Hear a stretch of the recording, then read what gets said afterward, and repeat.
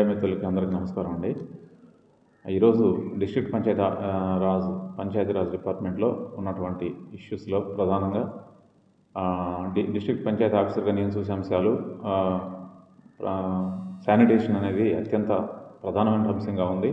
మీ అందరూ కూడా తెలుసు, ఈ మధ్య మనకి ముఖ్యమంత్రి గారు శ్రీ నారా చంద్రబాబు నాయుడు గారు యొక్క ఆధ్వర్యంలో స్వచ్ఛాంధ్ర స్వర్ణాంధ్ర అనే కార్యక్రమాన్ని మనం ప్రారంభం చేశాము. అదేవిధంగా మన గౌరవ డిప్యూటీ సీఎం గారు, మన గౌరవ కలెక్టర్ గారు అందరూ కూడా దీంట్లో అందరూ భాగస్వాములు అయ్యి ఈ కార్యక్రమాన్ని విజయవంతం చేయమని చెప్పడం జరిగింది. ఒక్కొక్క నెలలో ఒక్కొక్క థీమ్ మీద ఈ యొక్క కార్యక్రమం చేస్తూ ఉన్నాము.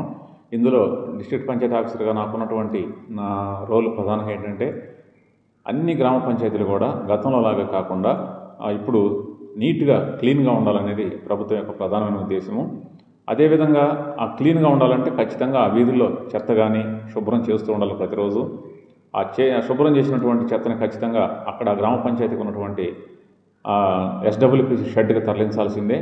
అక్కడ సెగ్రిగేషన్ జరిగి అల్టిమేట్గా వర్మి తయారైపోయి ప్రభుత్వం యొక్క ఉద్దేశం ఏదైతే ఉందో రాబోయే రోజుల్లో ఆర్గానిక్ అంటే ప్రకృతి వ్యవసాయం వైపు కొంతమందినైనా ఒక 30-40% రైతుల్ని ప్రకృతి వ్యవసాయం వైపు మళ్లించాలనేది, తద్వారా ఆరోగ్యాన్ని మెరుగుపరచుకోవచ్చు అనేది మన యొక్క ప్రధాన ఉద్దేశం. కాబట్టి అందులో భాగంగా ఆ SWPCలో తయారైనటువంటి వర్మిని మళ్ళీ రైతులకే మనం పంపిణీ చేసేలాగా ఏర్పాటు చేస్తూ ఉన్నాను. ఇది చాలా ప్రధానమైన అంశం అండి.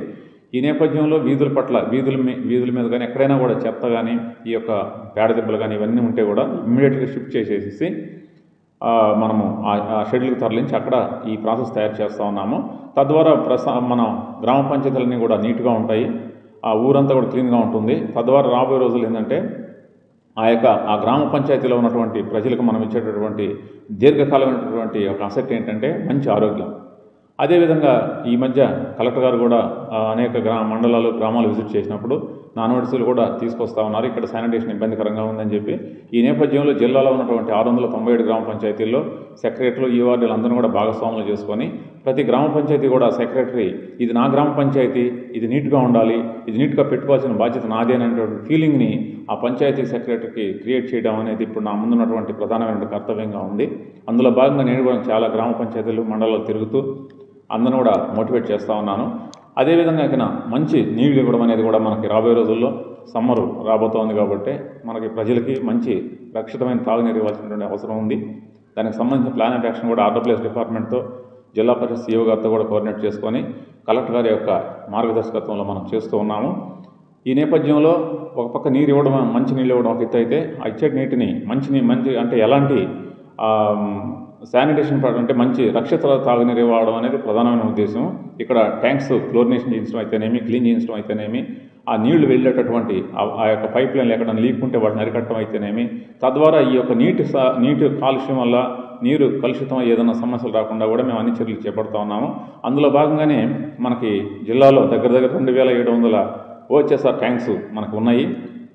ఇవన్నీ కూడా 50% of the tanks inline chlorination అనేది ప్రాసెస్ కంప్లీట్ అయిపోయింది. ఇక రాబోయే 1-2 నెలల్లో మిగతా ట్యాంకులు కూడా ఇన్లైన్ క్లోరినేషన్ కంప్లీట్ అయిపోతే అందరూ కూడా రక్షిత మంచినీరు అందించడానికి అవకాశం ఉంటుందని చెప్పి ఈ సందర్భంగా తెలియజేస్తూ ఉన్నాను. ఈ రెండు మన ముందున్నటువంటి ప్రధానమైన కర్తవ్యాలండి. అదేవిధంగా మనం ఇవన్నీ కూడా గతంలో నిధులు కొరత ఉంది పంచాయతీలకి, ఇప్పుడు నిధులు లభ్యత పుష్కలంగా ఉంది కాబట్టి సర్పంచెస్ కానీ, ఆ వార్డు మెంబర్స్ కానీ వీళ్ళందరూ కూడా మోటివేట్ చేసి అందుబాటులో ఉన్న దండిగా ఉన్న నిధులతోటి శానిటేషన్ మీదే ప్రధానమైన ఫోకస్ చేయమని చెప్పడం జరిగింది. సో దానికి సర్పంచులు కూడా సహకరిస్తూ ఉన్నారు. ఎక్కడైనా ప్రాబ్లమ్స్ ఉంటే ఆ సర్పంచెస్తో DPO నేను మాట్లాడుతూ ఉన్నాను. అయినా కూడా దారికి రాని సర్పంచ్లు ఏదైనా ఉంటే మనం అధికారికంగా వారికి తెలియజెప్పి వారి మీద చర్యలు కూడా తీసుకొని వాళ్ళందరూ కూడా దారిలోకి తీసుకొచ్చి ప్రభుత్వం అందించేటటువంటి నిధులన్నీ కూడా ఈరోజు రాష్ట్ర వ్యాప్తంగా చూసినట్లయితే దాదాపు 1900 నుంచి 2000 కోట్ల రూపాయలు పంచాయతీ అకౌంట్లలో ఉన్నట్టుగా నిన్న మాకు చెప్పడం జరిగింది గౌరవ కమిషనర్ గారు. ఇవన్నీ కూడా March 31 లోపల అభిలషణమైన స్థాయిలో ఉపయోగించాల్సిన అవసరం ఉందని చెప్పి ఈ సందర్భంగా మీకు తెలియజేస్తూ ఉన్నాను. అదేవిధంగా మనకి ఇవన్నీ కూడా చేసినట్లయితే దీర్ఘకాలంలో ప్రజలు అనారోగ్యాల బారిన పడకుండా, తద్వారా అనారోగ్యం బారిన పడి ఆ కుటుంబం ఆ యొక్క హాస్పిటల్ పెట్టే ఖర్చులన్నీ కూడా మిగిలి దీర్ఘకాలంలో ఆ కుటుంబం ఆర్థికంగా మేలు చేకూరే అవకాశం ఉందని చెప్పి ఈ సందర్భంగా మీకు తెలియజేస్తూ ఉన్నాను.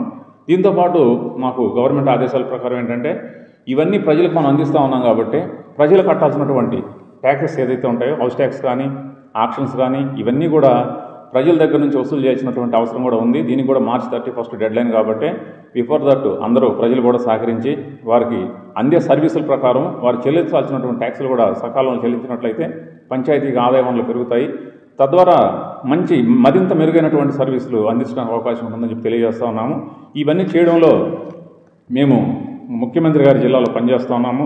అదేవిధంగా డిప్యూటీ సీఎం గారి పర్యవేక్షణ శాఖలో మేము పనిచేస్తూ ఉన్నాము అనే యొక్క స్పృహతో మేము మా యొక్క విధులు నిర్వర్తిస్తూ కలెక్టర్ గారు ఇచ్చినటువంటి ఆదేశాలను పాటిస్తూ జిల్లాని శానిటేషన్ యాంగిల్లో అంటే నీట్గా ఉన్నటువంటి జిల్లాగా, క్లీన్గా ఉండే జిల్లాగా ఆవిర్భవింపజేయడానికి నా వంతు ప్రయత్నాలు చేస్తానని చెప్పి సందర్భంగా మీకు తెలియజేస్తున్నానండి.